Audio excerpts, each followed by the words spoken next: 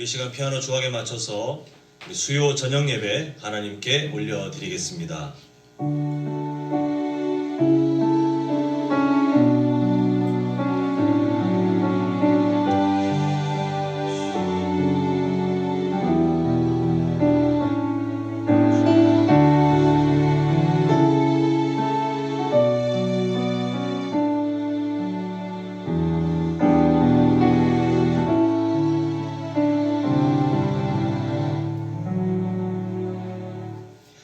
우리의 중심을 아시는 아버지 하나님, 한없이 연약하지만 그런 예수님의 십자가 사랑으로 우리를 붙드시사 하나님 앞에 온전한 사람으로 자라갈 때까지 우리를 포기하지 않으시고 오늘도 하나님의 말씀이 있는 자리로 하나님께서 만나주시는 예배의 자리로 인도해 주심을 참으로 감사드립니다. 그 사랑 안에 우리 모든 성도님들 왕같은 제사장으로 이 세상 가운데 맡은 사명 잘 감당할 때에 아버지 하나님 지치지 않게 하시며 힘을 더하시며 오늘도 하나님께서 만나 주셔서 우리의 영혼이 소생케 되는 놀라운 역사가 일어날 수 있도록 아버지 하나님 순서마다 주님께서 도와주시옵소서. 예수님의 이름으로 기도합니다. 아멘. 우리 사도신경으로 신앙 고백합니다. 전능하사 천지를 만드신 하나님 아버지를 내가 믿사오며 그 외아들 우리 주 예수 그리스도를 믿사오니 이는 성령으로 잉태하사 동정녀 마리아에게 나시고 본디오 빌라도에게 고난을 받으사 십자가에 못 박혀 죽으시고 장사한 지 사흘 만에 죽은 자 가운데서 다시 살아나시며 하늘에 오르사 전능하신 하나님 우편에 앉아 계시다가 저리로서 산자와 죽은 자를 심판하러 오시리라. 성령을 믿사오며 거룩한 공회와 성도가 서로 교통하는 것과 죄를 사하여 주시는 것과 몸이 다시 사는 것과 영원히 사는 것을 믿사옵나이다. 아멘. 우리 함께 찬송가 24장입니다. 왕 되신 주 우리 함께 찬양하도록 하겠습니다.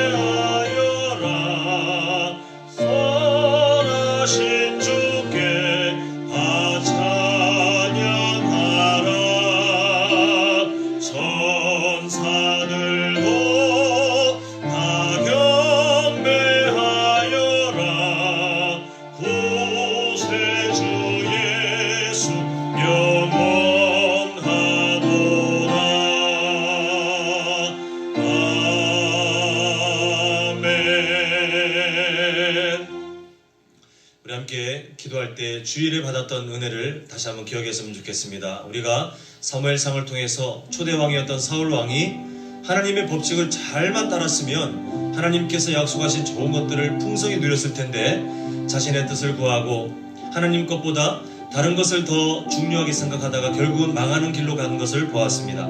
그 분기점이 바로 순종의 우리의 신앙의 근육, 우리의 중심이 되는 순종의 훈련이 필요하다 말씀드렸는데 오늘 우리의 평생의 숙제 아니겠습니까? 함께 기도하실 때 하나님 우리가 말씀의 순종함을 매일마다 훈련되게 하시고 더욱더 성장하게 하셔서 우리의 삶 가운데 하나님 말씀에 순종하는 열매들이 날로 늘어날 수 있도록 우리의 삶을 또 함께 기도해 주시고요. 오늘 소리문답을 통해서 또한 말씀의 중요성에 대해서 다시 한번 보게 되는데, 하나님의 마음을 깨닫는 은혜의 시간 될 수 있도록 우리 주신 은혜와 또 오늘 주실 은혜를 붙들고 우리 주님 이름 크게 한번 부르고 간절히 기도하시겠습니다. 주여!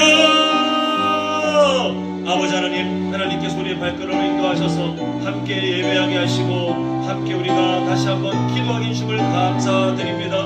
아버지 하나님, 우리가 무엇으로 나아가겠습니까? 오직 하나님의 은혜 없이는, 그 은혜 없이는 살아갈 수 없사오니 주님 다시 한번 말씀 붙들고 나아갑니다. 우리가 사울 왕을 반면교사로 삼고 아버지 하나님 말씀에 순종하며 얼마나 중요한지, 하나님께서 무엇을 중요하게 보시는지 우리 삶의 견고한 신앙의 기본이 세워질 수 있도록 주님 도와주시옵소서. 아버지 하나님, 우리가 말씀을 참 많이 받지만, 말씀을 참 많이 가까이 접하지만, 그러나 그 말씀에 순종하는 근육들이 훈련되어야 될 줄 믿습니다. 우리가 매일의 삶마다 하나님 말씀에 순종하는 그 영적인 훈련들이 아버지 하나님 날로 성장할 수 있도록 하셔서 우리의 삶이 삶으로 지어져가는 견고한 교회, 견고한 성도의 삶이 될 수 있도록 주님 도와주시옵소서. 아버지 하나님, 오늘 또 소리문답을 통해서 하나님의 마음을 깨닫고자 하오니 주님께서 함께 하시며 오직 하나님의 그 마음을 우리가 바라보며 말씀의 중요성, 말씀을 주신 그 하나님의 마음을 깨달아 할 수 있는 우리 모두가 될 수 있도록 주님 도와주시옵시고, 악한 마음에 틈타지 않도록 아버지 하나님 우리의 마음을 지켜주시옵소서. 우리의 생각을 주님께로 고정할 수 있도록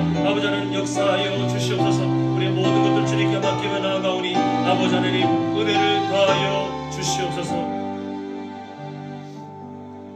사랑의 아버지 하나님, 하나님께서 우리에게 주시는 그 말씀의 은혜들이 우리 삶에 늘 쌓여가며 하나님께서 우리를 바로 세워가시는 그 풍성한 열매들 또한 우리 삶에 더욱더 자라갈 수 있을 줄 믿습니다. 주님, 주일에 들었던 말씀을 다시 한번 붙들고 나갑니다. 우리가 너무나도 잘 알지만 그러나 자칫 소홀하게 될 수 있는 하나님 말씀에 순종하는 그 훈련이 하나님 매일매일마다 삶으로 지어져가는 우리의 삶으로 드러날 수 있도록 주님 도와주시옵시고, 하나님 이 경건의 훈련을 통하여 하나님께 영광이 되며 우리가 하나님 앞에 겸손한 피조물로 살아가는 그 삶의 온전한 기준들이 다시 견고하게 세워지는 우리 교회 또 우리 성도님들의 삶이 될 수 있도록 주님 도와주시옵소서. 하나님, 악한 마귀가 우리의 마음을 유혹하며 하나님의 말씀보다 더 괜찮아 보이고 더 확실하고 더 달콤한 유혹들을 던질 때마다 주님 단호하게 끊을 수 있는 믿음을 허락하시고 하나님의 말씀을 또 하나님을 더 존중해 가며 성장해 가는 우리 모두가 될 수 있도록 주님 도와주시옵소서. 오늘 소리문답을 통해서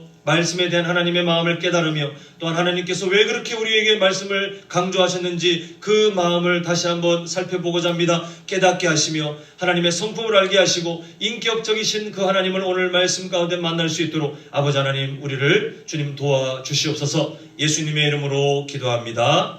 아멘. 우리 함께 나눌 말씀 우리 디모데후서 4장인데요. 우리 읽을 때 1절, 2절, 2절만 읽도록 하겠습니다. 우리 1절, 2절, 2절만 우리 함께 한 목소리로 한번 읽어보도록 하겠습니다. 함께 읽겠습니다. 시작. 하나님 앞과 살아있는 자와 죽은 자를 심판하실 그리스도 예수 앞에서 그가 나타나실 것과 그의 나라를 두고 엄히 명하노니 너는 말씀을 전파하라. 때를 얻든지 못 얻든지 항상 힘쓰라. 범사의 오래 참음과 가르침으로 경책하며 경계하며 권하라. 아멘.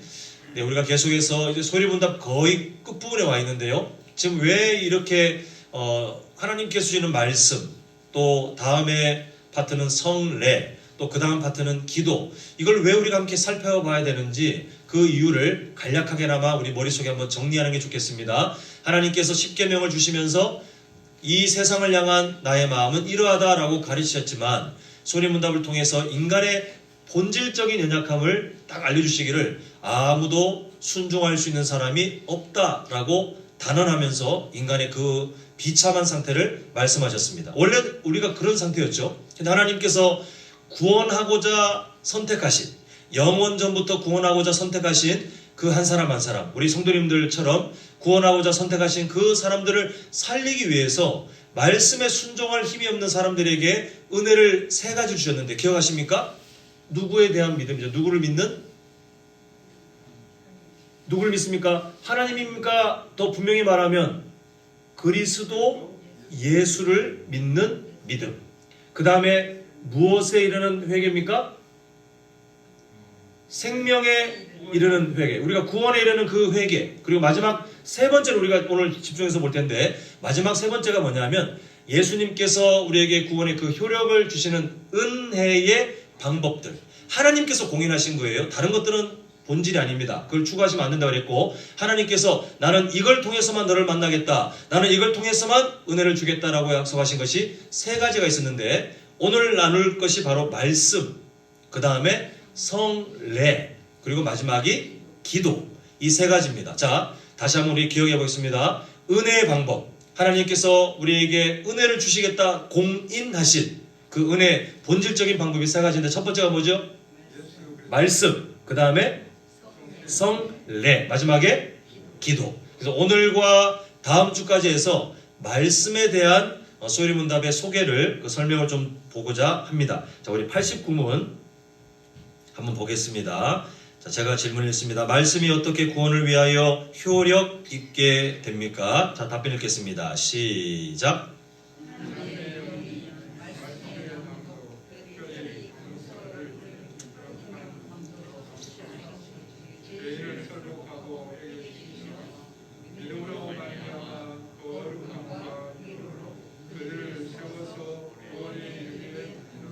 네, 자, 답변을 한번 계속 보여주시고요. 잘 보시면 하나님의 그 말씀을 우리가 은혜의 방법으로 이제 하나님께서 허락하셔서 우리가 그 은혜를 누리게 되었는데, 보면 지금 답변이 쭉 깁니다만 이 답변을 아주 간단하게 하면 하나님의 영이 어떤 방법들을 통해서 어떤 것들을 만들어 가신다, 이런 내용으로 되어 있어요. 하나님의 영이, 성령께서 어떤 방법을 통해서 뭔가를 만들어 가신다인데, 그 뭔가는 지금 답변 중간부터 있는 죄인을 설복하고 회개시키며 믿음으로 말미암아 거룩함과 위로로 그들을 세워서 구원에 이르게 합니다. 이렇게 하는, 하나님께서 죄인을 바로 세우셔서 성장시켜가는, 우리와 상관없는 이야기가 아니라 우리가 이미 경험하고 또 경험하고 있는 그런 은혜예요. 근데 이렇게 이끌어 가시는데 어떤 방법을 쓰시냐면 두 가지가 나옵니다. 하나는 말씀의 뭐죠? 낭독. 쉽게 말해 우리가 개인적으로 말씀을 읽는 일들.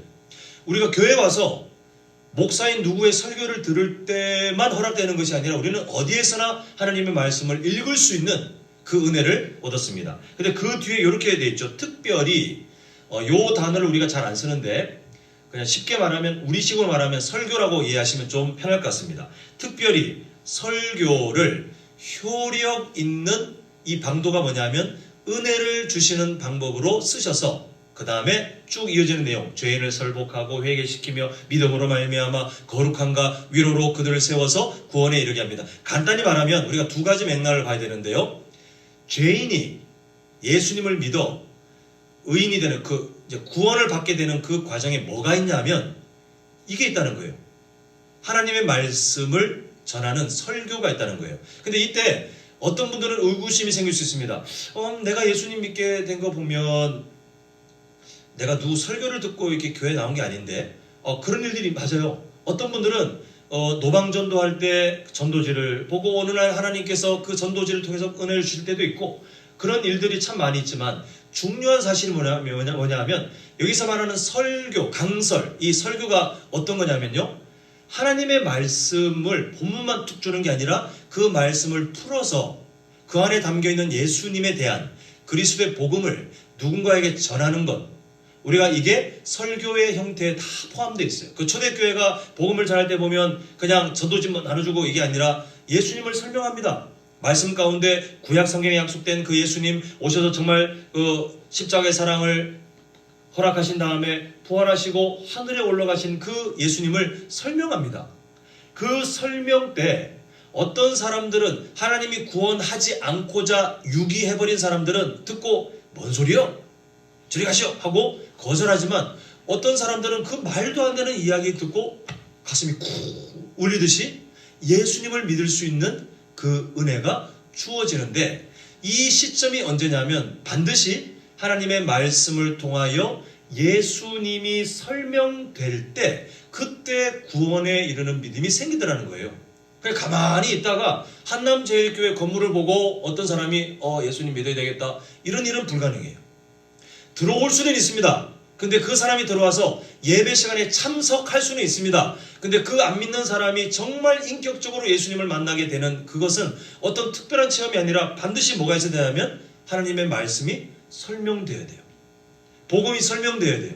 그 설명을 듣고 그때 인격적으로 예수님을 믿는 거지, 그 순서가 뒤바뀌어서 막 초대교회 그 오순절 성령 강림 사건처럼 뭐 신비로운 그 어떤 게 있어서 예수님 믿는 게 아니라 항상 말씀이 사람의 마음을, 인생을 바꾸는 게 하나님께서 일하시는 역사예요. 그래서 말씀이 왜 가장 중요하냐 하면 하나님께서 은혜의 수단으로 주신 말씀, 성례, 기도 중에 나머지 두 개, 성례와 기도도 다 무엇을 기초로 세워져야 되냐 하면 말씀으로 세워져야 돼요. 내 느낌, 내 기분 절대 불가합니다. 하나님의 말씀 위에 성례, 하나님의 말씀 위에 기도가 견고하게 세워져야 그때 하나님의 은혜를 우리가 누릴 수 있기 때문에 이 말씀이 매우 중요합니다. 그래서 오늘 말씀은 이 우리가 개인적으로 읽는 말씀 말고 특별히 강설, 설교를 효력 있는 방도로 왜 쓰시는가에 대한 하나님의 그 말하심을 한번 좀 보고자 하는데요.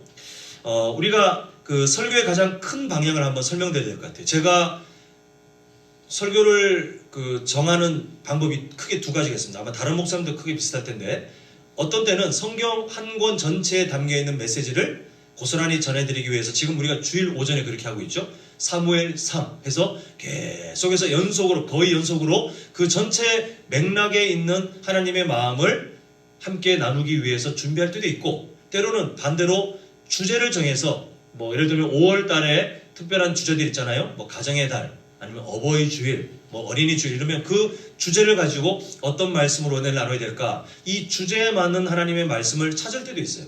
그래서 우리가 설교를 들을 때에 참 다양한 주제들을 준비할 수 있고 또 들을 수 있는데, 큰 맥락으로는 결국 성경을 제가 우리 성도님들에게 풀어 설명하는 거예요.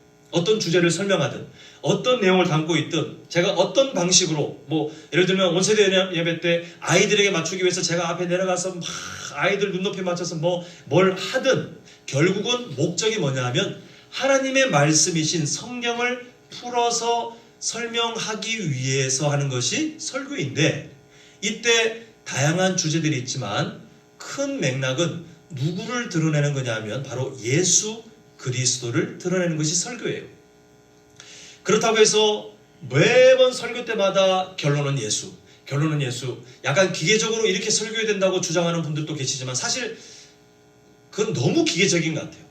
때로는 우리의 삶 가운데 하나님이 주시는 신앙의 도덕, 또 우리의 삶 가운데 여러 요소들이 있기 때문에 우리는 다양한 주제들을 말씀을 통해서 함께 하나님의 마음을 발견하지만, 큰 맥락은 누구를 마주하는 거냐 하면 바로 그 예수님의 성품을 마주하는 거고, 그 예수님께서 기뻐하시는 것을 마주하는 것이고, 그 예수님께서 이 세상에 계획하셨던 것을 우리는 설교를 통해서 마주하게 된다는 것입니다. 그래서 우리는 설교를 통하여 궁극적으로는 예수 그리스도를 만나가게 하기 위한 것이 하나님의 계획인데, 이 성경이 얼마나 효력 있냐 하면, 자, 우리 시편 119편 130절 우리 한 절 화면을 한번 보겠습니다. 자, 함께 읽겠습니다. 시작. 주의 말씀을 여니면 빛이 비추어 모든 사람들을 깨닫게 하나이다. 자, 아까 전에 소율이 문답 89문의 답변 중간에 이랬습니다. 성령 하나님께서 말씀의 낭독, 그리고 말씀의 강설이라고 했지만 설교를 특별히 효과적으로 은혜의 방도로 사용하셔서 이루시는 일이 뭐냐면 죄인을 마음을 바꿔서 회개시키고, 그 죄인이 믿음으로 말미암아 거룩함과 위로로 그들을 세워서 구원에 이르게 하기 위해서 성령 하나님께서 하나님의 말씀을 그렇게 사용하시는데, 그러다 보니 이 구절이 능력이 되는 거예요. 주의 말씀을 열면, 하나님의 말씀을 사람들에게 풀어서 그 말씀에 담겨있는 하나님의 마음들을 함께 나눌 때 어떤 일이 있냐면, 우리가 참 무지하잖아요. 우둔하잖아요. 참 미련하잖아요. 그때 하나님의 말씀이 굳어있는 우리의 마음을 두드리시고 하나님의 말씀이 우리의 생각을 다르게 하시고 하나님의 말씀이 우리가 하나님의 마음을 더 알아갈 수 있도록 빛을 비추셔서 깨닫게 하신다는 거예요. 물론 이거는 어디까지나 비유입니다. 빛을 비춘다고 해서 성경책을 피면 갑자기 막 하늘에서 환상이 보이거나 아니면 성경에서 막 빛이 나거나 이게 아니라 어둠에 잡혀있는 아니면 참 그 육신의 연약함에 여전히 습관들을 갖고 있는 우리에게 하나님께서 성령의 조명하심이라고 표현하는데요. 성령께서 깨닫게 하심을 통해서 하나님 말씀 가운데 있는 하나님의 마음들을 더 밝히 알도록 깨닫게 하나이다. 이게 바로 말씀이 우리에게 주시는 능력의 한 표현입니다. 자, 그래서 우리가 잘 아는 말씀이죠. 로마서 10장 17절 보시면 이렇게 말합니다. 그러므로 믿음은 들음에서 나며 또 들음은 무엇으로 말미암아요?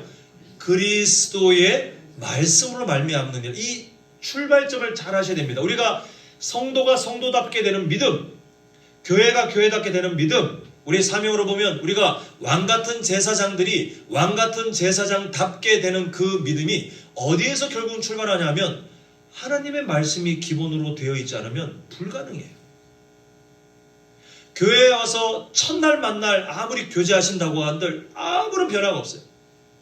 교회에 와서 그 어떤 행사를 한들 아무런 변화가 없어요.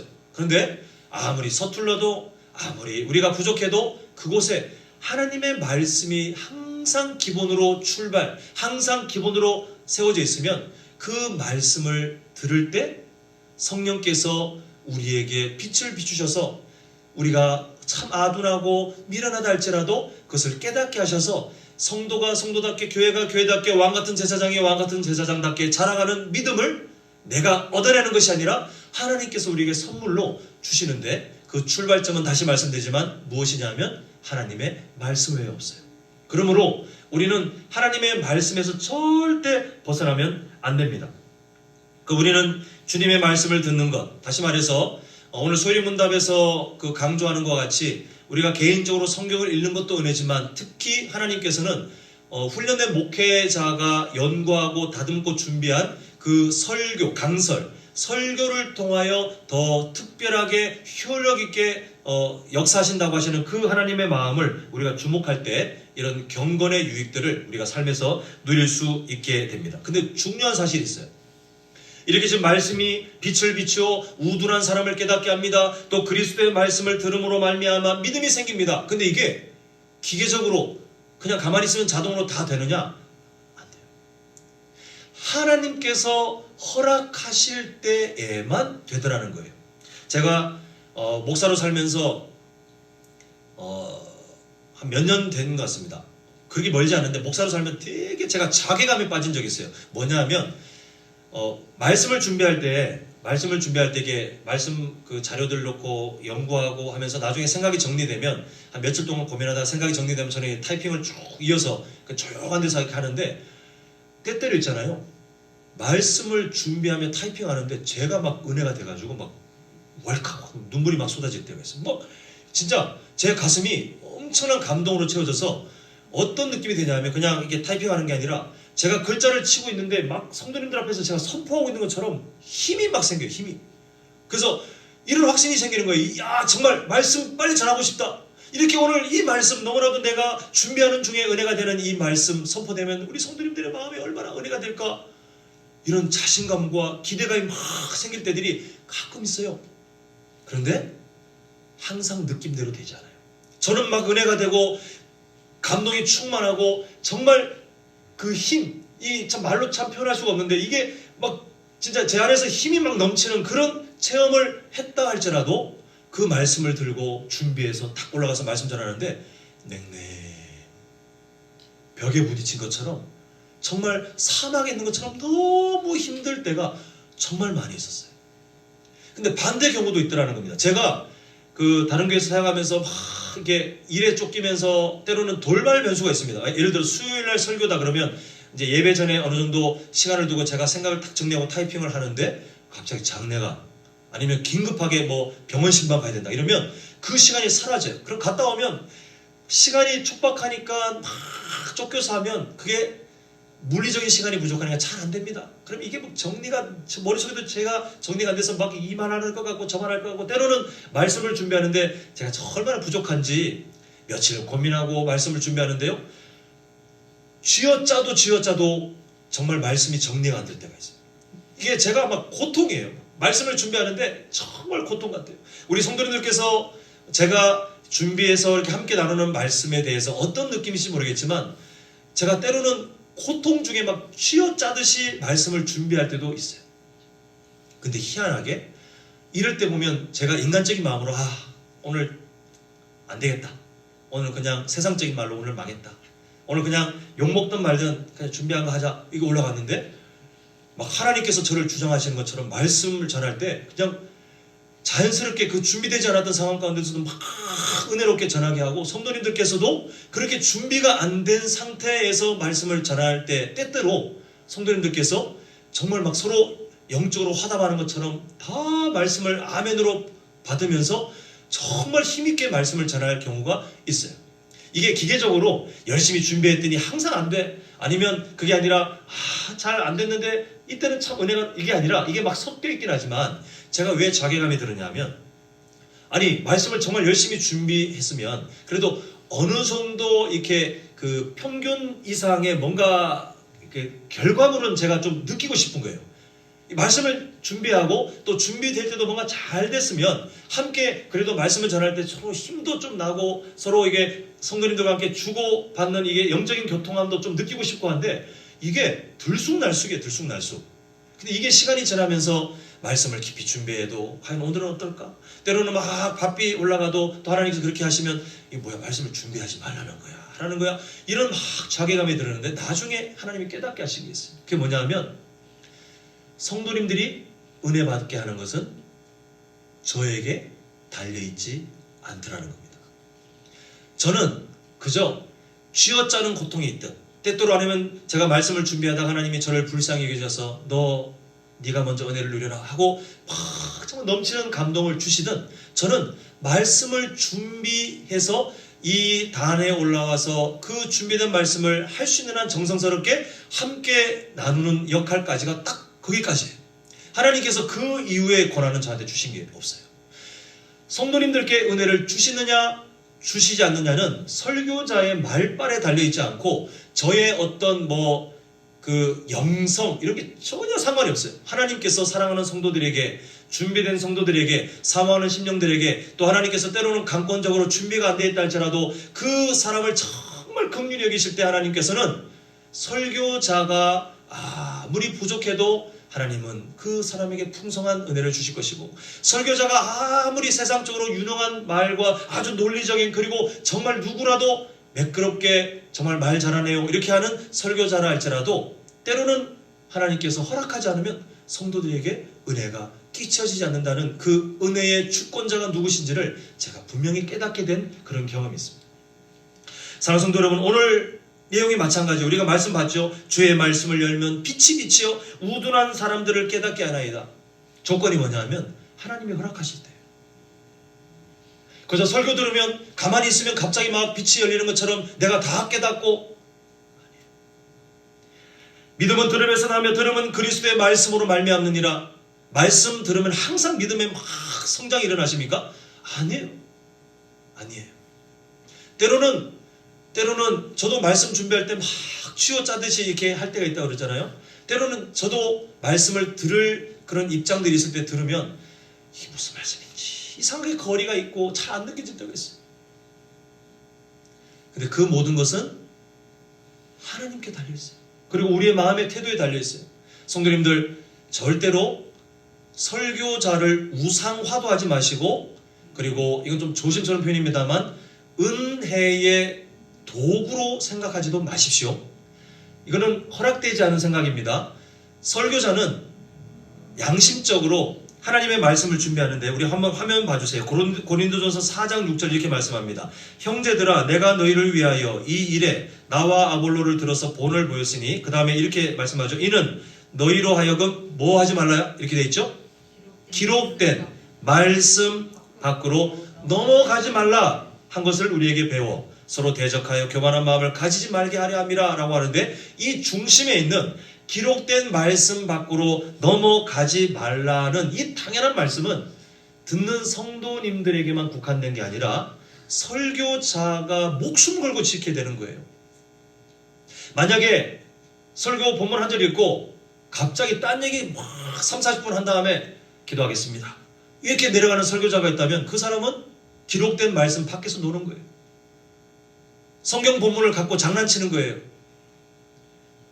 저는 하나님께서 저에게 허락하신 이 사역의 시간에 저는 어떻게 살아가야 되냐면 목숨 걸고 설교를 준비할 때에 기록된 말씀 밖으로 정말 그 어떤 것도 넘어가지 않도록 저는 스트레스를 받을 정도로 경각심을 가지고 말씀을 준비해야 할 것이고, 그 말씀을 들을 때에 우리 성도님들은 설교자를 신성시, 이게 무슨 말이냐면 설교자, 권혁규 목사가 설교를 하기 때문에 뭔가 은혜가 끼쳐지겠지, 천만의 말씀입니다. 저는 그럴 능력이 없어요. 반대로 설교자를 은혜의 도구로, 저 사람이 설교를 하니까 당연히 나에게 은혜가 와야 되는데 은혜가 오지 않는다고 해서 저 오늘 설교자 저 사람 뭐가 문제 있는 거 아니야? 내가 문제 있는 게 아니라 저 사람이 문제가 있는 게 아니야? 이렇게 신성시도 하면 안 되고 도구화해서도 절대 안 돼요. 모든 것은 은혜는 누구에게 달려있습니까? 하나님께 달려있기 때문에 우리는 전하는 사람은 하나님의 말씀을 집중적으로 준비해서 전할 뿐이고, 들으시는 우리 성도님들은 그 전하는 말씀이 때로는 부족할 때이겠죠. 저도 어눌할 때 있고, 또 때로는 아무리 준비한다 해도 이 세상의 최고의 달변가는 절대 아니기 때문에 부족함이 많습니다. 그러나 그 안에 담겨있는 말씀들이 기록된 말씀 밖으로 벗어나지 않고 있다면 하나님이 오늘 내게 주신 말씀이다라고 믿음으로 받으셔야 그때 하나님의 역사가 우리 삶에 일어나게 돼요. 그래서 제가 오늘 이 말씀을 언젠가 부탁드릴까 했는데 이 소리문답을 통해서 오늘 용기를 내서 말씀드립니다. 제가 부탁드리고 싶은 게 뭐냐 하면, 설교자 권혁구가 일주일 동안 말씀을 고민해서 준비해서 말씀을 전했는데 참 감사하게도 어떻게 은혜를 주시는, 하나님의 은혜를 느낀 바가 있으시다면 저는 한 것이 없어요. 저한테 어떤 표현도 하지 말아 주셨으면 좋겠어요. 저는 교만할 위험이 있어요. 그러니까 은혜를 받으셨으면 저에게 어떤 표현도 하지 마시고 그 은혜를 받은 사람답게 하루하루를 잘 살아가시면 됩니다. 그러면 하나님께서 주시는 놀라운 선물이 있어요. 제가 부족하면 그냥 저를 위해서 기도해 주시지, 저에게 사람마다 설교 원하는 스타일이 다 다르시더라고요. 우리 성도님들 좋아하는 목사님들 계십니까? 보면 통일되지 않아요. 어떤 분은 이런 목사님을 좋아하고, 어떤 분은 이런 분을 좋아하고, 다 스타일이 다른데 하나님의 말씀을 마주할 때 절대 스타일 따지지 마세요. 정말 위험한 사람들입니다. 좋아할 수는 있습니다. 개인적으로 좋아하는 목사님 설교 스타일이 있을 수는 있지만 그분에게만 은혜를 내가 받는 것 같고, 그분만은 나에게 삶에 뭔가 영향을 끼치는 것 같고, 아니면 그런 스타일의 목사님을 내가 만나야 되고, 이 여수시에서 아니면 한남제일교회 저 권혁규 목사가 저런 목사님처럼 돼야 되는데, 아니요, 저는 그냥 권혁규 목사예요. 하나님이 저를 고유하게 만드셨기 때문에 저는 성도님들의 취향에 따라갈 수 없는 사람이에요. 그러므로 우리가 설교자를 취향으로 판단하지도 마시고, 그리고 하나님이 은혜를 주셨다면 그건 전적으로 하나님께서 우리 성도님들 사랑하셔서 은혜를 주실 것이니까 저에게 그 어떤 공로도 돌리지 않으셨으면 좋겠어요. 저는 그저 뼈를 깎는 고통 가운데 말씀을 전하고, 그 말씀을 이 자리에서 최대한 말씀 바깥으로 넘어가지 않기 위해서 조심하며 전하는 그 역할에 충실할 뿐이고, 나머지는 모두 은혜 주시는 그 주권자 하나님께 달려있기 때문에 우리는 말씀이 우리에게 주시는 그 은혜의 효력들을 믿으실 때에 그저 사모하는 마음으로, 하나님 오늘 말씀 듣습니다. 저에게 은혜를 주시옵소서. 하나님 오늘 저의 메마른 마음이 있다면 주님께서 은혜의 강물로 채워주셔서 하나님의 말씀, 하나님의 마음을 발견할 수 있는 시간이 되게 하여 주시옵소서라고 매 시간마다 갈급하게 주님 앞에 나아가면 인격적이신 우리 하나님께서 우리 성도님들의 삶 가운데, 때로는 이렇게 부족한 권혁규 목사가 서 있지만 우리 성도님들의 삶 가운데 하실 말씀들을 하시며 은혜 주실 줄 믿습니다. 자, 우리가 이제 계속해서 보자면 우리 누가복음 24장 27절을 보겠습니다. 왜 하나님께서는 말씀, 특히 설교를 통하여 그렇게 우리에게 뭔가를 말씀하시는가? 자, 보시면 이에 모세와 모든 선지자의 글, 이건 구약 성경을 말합니다. 시작하여 모든 성경에 쓴 바, 누구에 관한 말까요? 바로 예수님에 관한 말을 예수님께서 설명하셨습니다. 그 사람들이 구약 성경을 보았지만 그러나 정말 이 세상에 오신 예수님을 모르고 있으니 예수님께서 그 말씀을 풀어 설교를 하셨어요.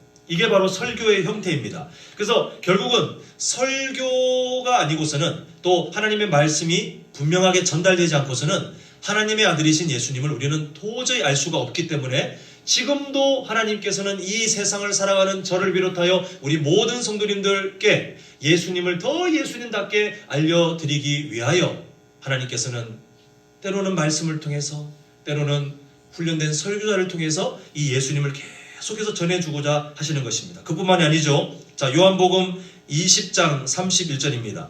오직 이것을 기록하면 너희로 예수께서 하나님의 아들 그리스도이심을 믿게 하려 함이요. 또 그 다음에 이렇게 되어 있죠. 또 너희로 믿고 그 이름을 힘입어 무엇을 얻게요?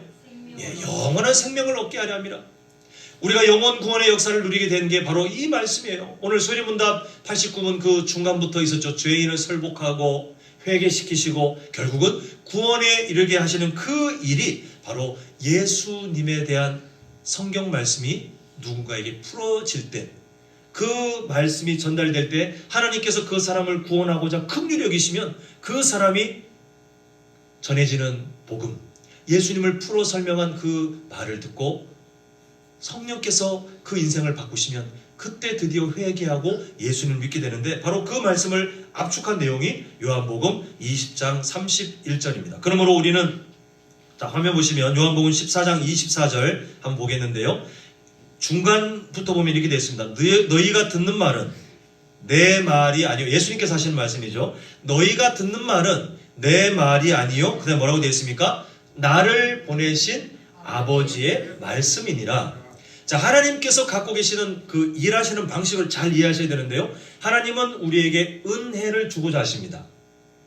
자, 복습해 보겠습니다. 은혜의 방법 세 가지 뭐죠?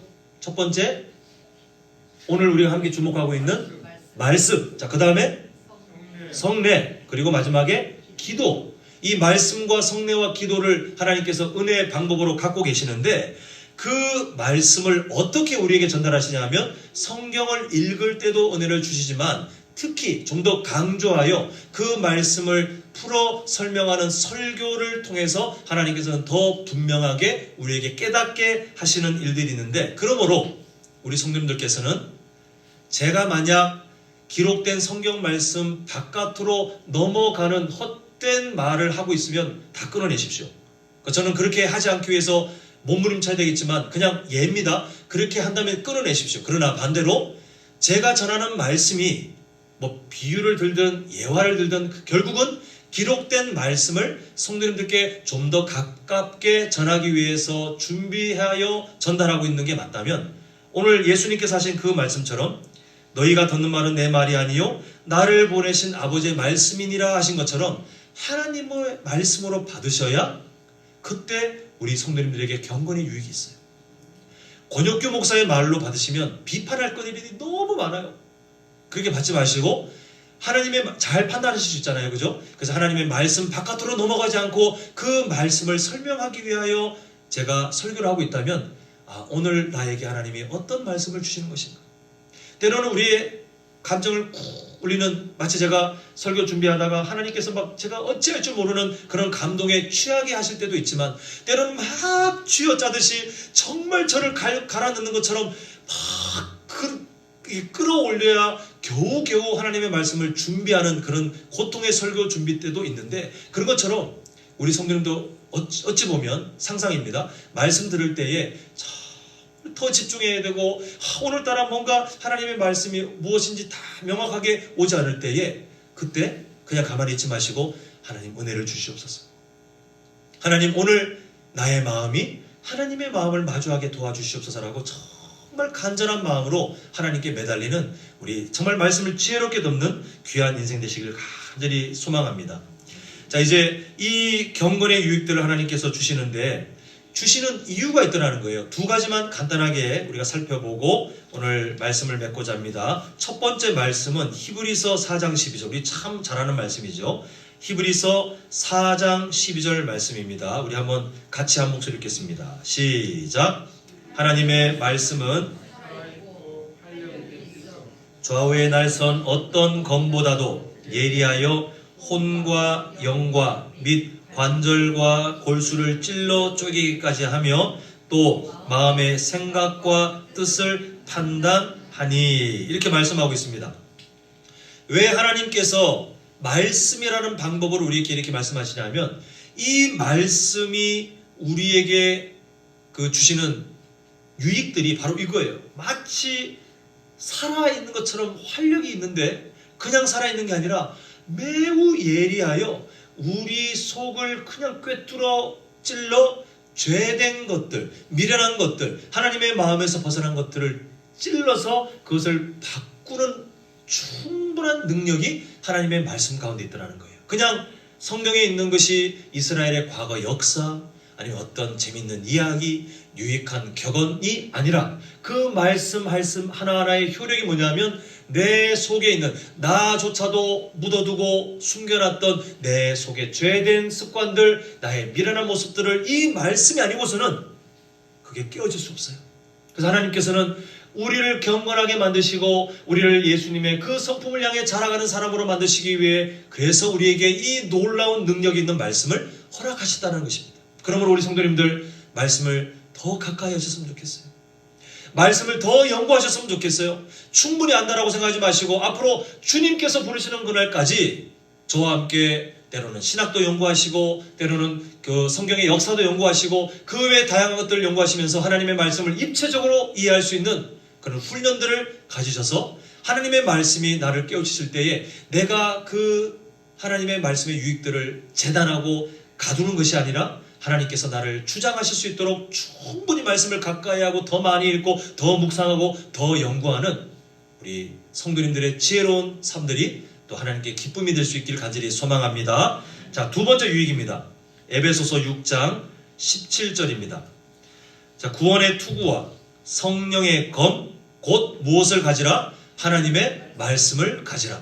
우리가 이 세상을 살아가는 것은, 잘 생각하셔야 된다고 그랬죠? 이 세상을 살아가는 것은 우리의 인생을 살면서 하나님이라는 어떤 신, 나에게 도움을 주는 신과 적당히 계약을 맺고 살아가는 존재가 아니라 우리는 아예 정체성이 바뀌었어요. 예수님 믿고 나서 우리는 왕같은 제사장이 되었고, 또한 이 세상 가운데 이미 승리하신 예수님을 따라 계속 이 세상에서 하나님의 나라에 소속된 하나님의 군사로 살아가는 영적인 전쟁을 우리는 매일 감당하고 있습니다. 영적인 전쟁이라고 해서 뭐 귀신과 싸우고, 아니에요. 절대 아니에요. 우리의 굳어진 성품들, 우리의 변화되지 않는 모습들, 하나님의 마음에서 떠나게 하는 그 악한 마귀들의 유혹들, 우리에게 너무나도 많이 남아있는 그런 세상의 잘못된 가치관들과 우리는 끊임없이 싸워야 돼요. 그게 영적인 전쟁의 한 부분입니다. 근데 그때 무엇으로 승리할 수 있냐면 하나님의 말씀 외에는 되지 않아요. 성령의 검으로 표현된 하나님 말씀 외에는 되지 않습니다. 우리 예수님께서도 마귀의 유혹을 무엇으로 이기셨냐면 하나님의 말씀을 가지고 그 잘못된 거짓말을 타파하셨어요. 우리의 삶이 동일합니다. 예수님도 그렇게 하셨다면 우리가 이 세상을 살아가면서 하나님의 말씀이 늘 우리 삶 가운데 가까이 있고 그 말씀이 우리 삶에 살아 역사하지 않으면 우리는 언제든지 넘어질 수 있는 위험성이 우리 주변에 있고, 왜 그러냐 하면 우리가 연약한 것을 뛰어넘어 악한 마귀가 지금도 우는 사자와 같이 굶주려서 우리를 마치 동물을 잡아먹으려고 하는 우는 사자와 같이 삼킬 자를 찾아 두루 찾아다니고 있는 것이 이 시대에, 특히 말세의 때에 아주 치열한 영적 전쟁의 모습이기 때문에 우리는 말씀으로 무장하지 않을 수가 없습니다. 그러므로 우리 성도님들, 지금까지 말씀을 사모하시며 그 말씀을 암송도 하시고, 때로 어떤 분들은 말씀을 필사도 하시고, 또 그 말씀을 정해서 읽기도 하시고, 또 지금처럼 때때로는 그 말씀이 준비된 설교를 통해서 하나님의 마음을 알아가실 때에 오늘 이 두 가지 유익, 우리의 생각을 바꾸는 예리한 검과 같은 살아있는 하나님의 말씀, 그리고 우리가 이 영적 전쟁 가운데 이길 수 있도록 힘을 주시는 그 하나님의 말씀을 통하여 우리 성도님들이 날로 성장하시고 또한 매일의 삶 가운데 그 영적 전쟁 가운데 승리를 경험하시는 귀한 인생 되시기를 간절히 소망합니다. 기도하겠습니다.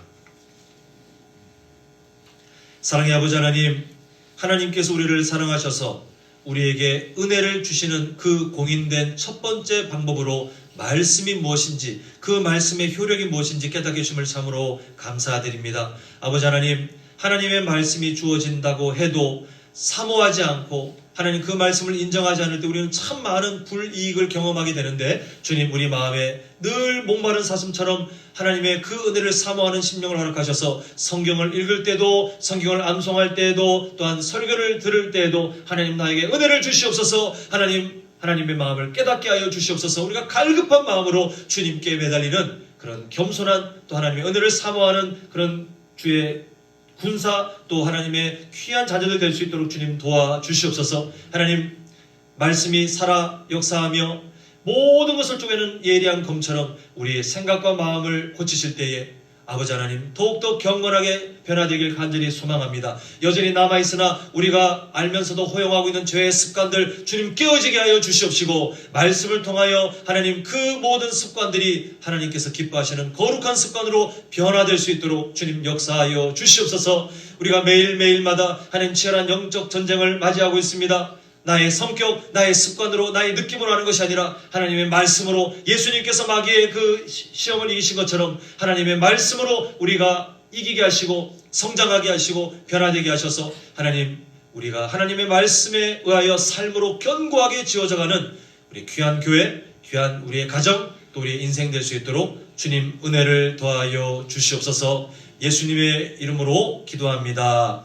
아멘. 우리 말씀을 기억하면서 찬송가 200장입니다. 달고 오묘한 그 말씀, 우리 함께 찬양하겠습니다.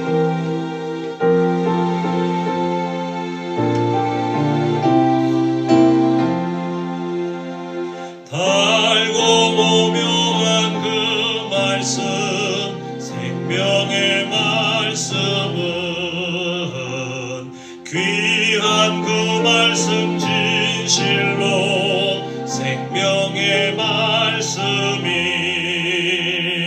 나의 길과 믿음 밝히 보여주니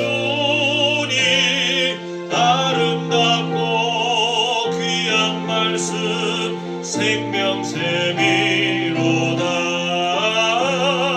아름답고 귀한 말씀 생명샘이로다. 귀한 주님의 말씀은 내 노래 되도다. 모든 사람을 살리는 생명의 말씀을 값도 없이 받아 생명 길을 가니 아름답고 귀한 말씀 생명샘이로다. 아름답고 귀한 말씀 생명샘이로다. 널리 울리어 퍼지는 생명의 말씀은 마음의 용서와 평안을 골고루 주나니 다만 예수 말씀 듣고 복을 받네. 아름답고 귀한 말씀 생명샘이로다. 아름답고 귀한 말씀 생명샘이로다.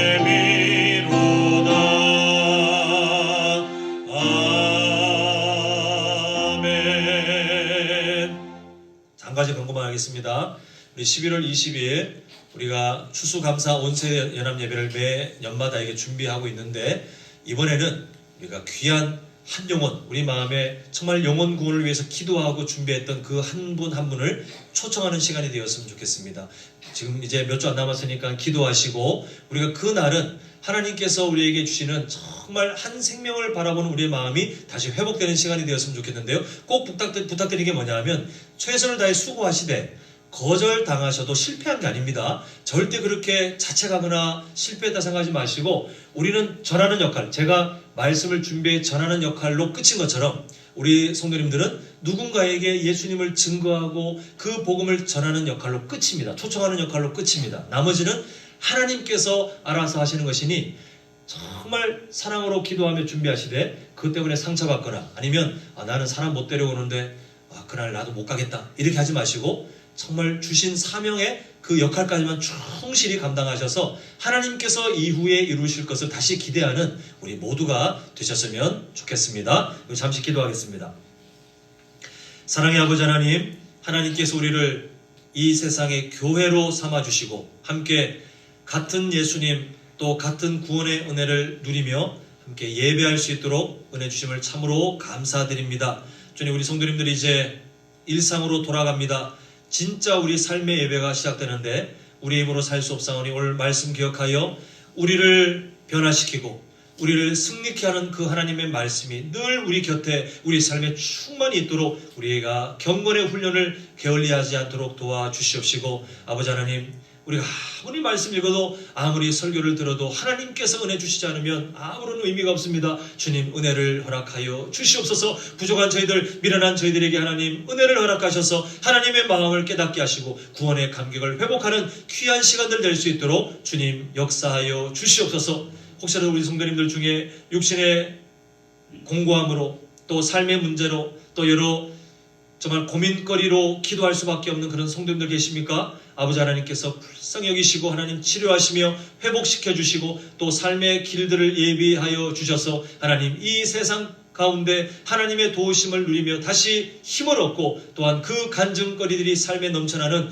우리 모든 성도님들의 삶이 될 수 있도록 주님께서 특별히 은혜를 허락하여 주시옵소서. 예수님의 이름으로 기도합니다. 아멘. 계속해서 기도하오니 이제는 우리 주 예수 그리스도의 은혜와 하나님 아버지의 크신 사랑하심과 성령 하나님의 감화 감동 위로 충만 교통하심이 말씀 앞에 그 말씀을 주신 하나님의 마음을 깨닫고 또한 말씀 앞에 그 말씀을 통해 역사하실 하나님의 그 은혜를 사모하기로 결단하는 우리 모든 성도님들의 인생과 가정과 직장과 사업장 위에 영원토록 함께 있을지어다. 아멘.